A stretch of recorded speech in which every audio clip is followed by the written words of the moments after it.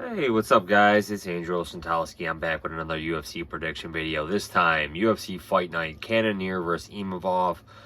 It goes down in less than 2 weeks, guys. June 8th, 2024, from Louisville, Kentucky. Prelims begin at 5. I think it's a pretty good card. UFC's bringing their fight nights back on the road. Good to see. Two exciting middleweight guys that are rising the rankings, facing off in the main event. So, guys, let's get into it. First fight of the night, Andrea Lee versus Montana De La Rosa. Must-win situation for both women here. Andrea Lee on a 4-fight losing streak. I'm glad they're giving her one last fight, or at least to see.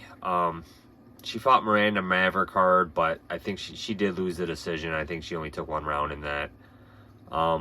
Hopefully she's been training on point, ready for this fight. Like I said, she is 35 years old, 5'6", 69.5-inch reach.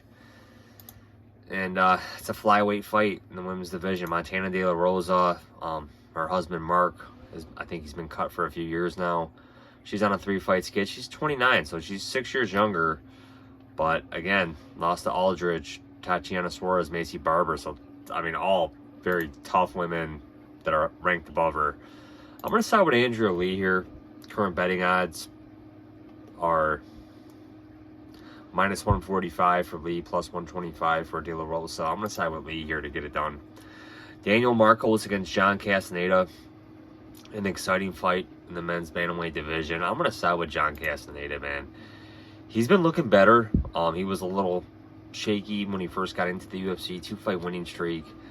Nice win over Kung Ho Kang, who's tough to beat. Beat Gaffarov too. Lost to Daniel Santos. We know Santos was looking pretty good for a minute. Daniel Marcos, another good fighter. He's got a win over Davey Grant. And no contest with Ireland back in February. But I'm going to side with Castaneda here to pick up the upset win, since he is the underdog. Charles Radke against Carlos Prates. Another, I mean, great fight between two stand-up artists. I am siding with Prates right now, but man, Charles Radke, he's kind of short for the division. 5'9", at welterweight, 72-inch reach. He's kind of small. Got that knockout win over, or that decision win over the kickboxer Mike Pathetha. Beat Gilbert Urbina, which was a nice win. And now he's going up against another knockout guy in Carlos Prates, who finished, Trevin Giles, yeah, with a straight left. Beat Mitch Ramirez on the Contender Series. So I'm going to side with, Prates here, just because he's a little bit younger, bigger reach, taller. But man, it will not surprise me if Charles Radke pulls off the upset here.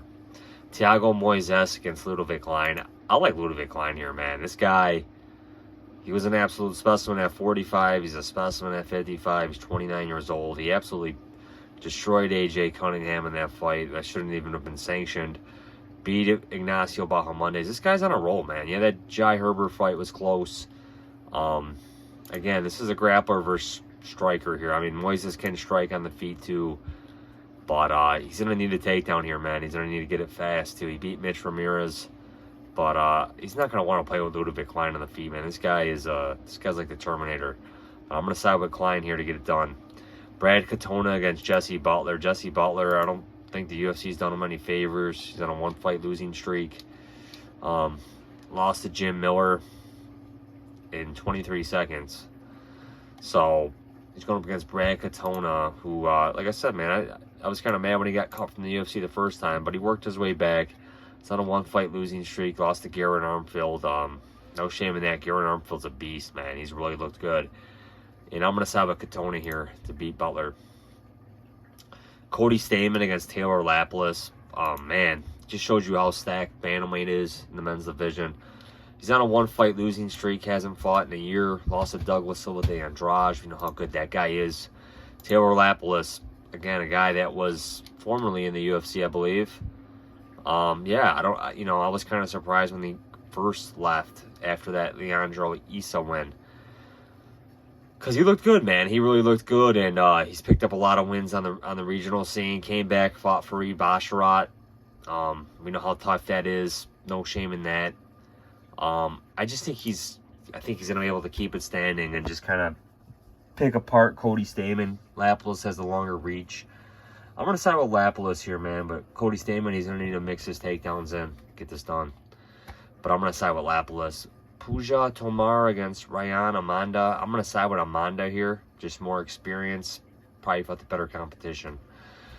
Eduardo Mora against Demise Gomes. I'm going to side with Gomes here for the upset, man. She's coming off a loss to Angela Hill, in which she was the favorite. Nice knockout win over Yasmin Jurgi. We know how good she is. Beat Bruno Brazil. Another person that I think is decent in the women's... in the women's strawweight division. Eduardo Mora, hasn't tasted defeat yet. 10-fight winning streak.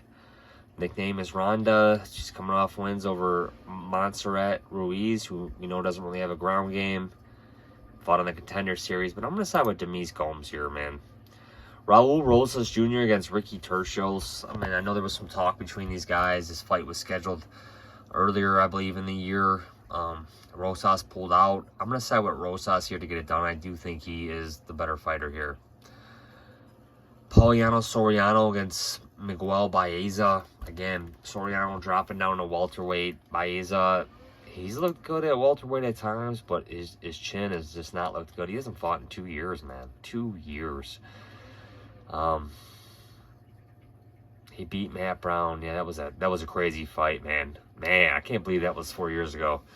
Lost to Fiallo, who's not, we know he's not good. We know Chaos Williams is good. Ponzinibbio is good. But, so he's been inactive. But I do like him here over Soriano. I don't know what the weight cut's going to look like for Soriano. I'm just not too high on the guy. So I'm going to say I trust Baeza a little more. Bruno Ferreira against Dustin Stolfus. Again, Stolfus, not really high in the guy. He's on a 1-fight winning streak over Soriano because he gassed. And this might be the same case. Or if he can survive the first round storm over Bruno Ferreira, might be able to get this to the ground and pick up a win here. But again, I'm not super high in the guy. Bruno Ferreira, he's on a 1-fight winning streak. He beat Phil Hawes brutally, flying knees and punches. We know Phil Hawes can't take that type of punishment. Lost to Nursultan Rozibivov, who we know just dropped down to welterweight. We'll see if he comes back up to middleweight. No shame in that. I'm going to side with Bruno Ferreira here, but again, if Stolfus can survive the first round, he might be able to pick up this win here against Ferreira. Julian Marquez against Zach Reese. The odds on this fight is Reese is a slight favorite at -135. Again, I'm not high in either of these guys. Reese has all these first round wins by submission, punches, all in the first round. His first step up in competition, he lost to Cody Brundage, which is not a good look. Julian Marquez, I'm not really high in the guy. He doesn't fight consistently enough. Lost to Marc-Andre Barriou, Gregory Rodriguez. He's been in some wars, though. And I'm going to side with him here, man. I think he might be able to survive whatever Reese might throw at him, and I think Marquez might be able to just pull it off. We know Marquez can go 3 rounds. I'm going to side with Julian Marquez here, hesitantly. Dominic Reyes against Dustin Jacoby in the co-main. Again, it's just really hard to trust Reyes here. Jacoby hasn't looked the best as of late either, but Dominic Reyes, 4-fight losing streak. It all started with John Jones. This guy hasn't won since 2019, so 4.5 years, guys.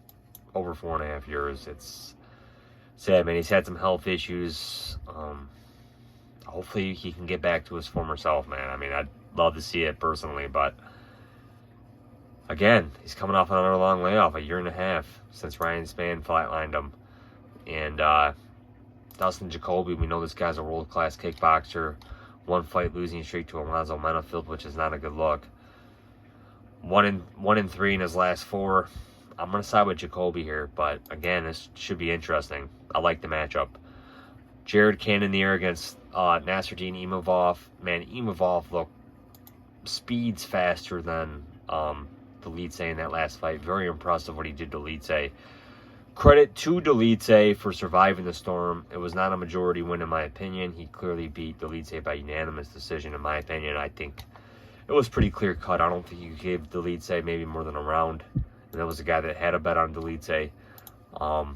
Imavov looked really good, man. Really impressed. That loss over Sean Strickland does not look bad in hindsight, obviously. I mean, Sean Strickland's the former champ. So, Jared Cannonier, he has not fought in a while, in almost a year since he beat Marvin Vettori. And he absolutely, dominated Vettori, who I think has taken a lot of damage in the middleweight division.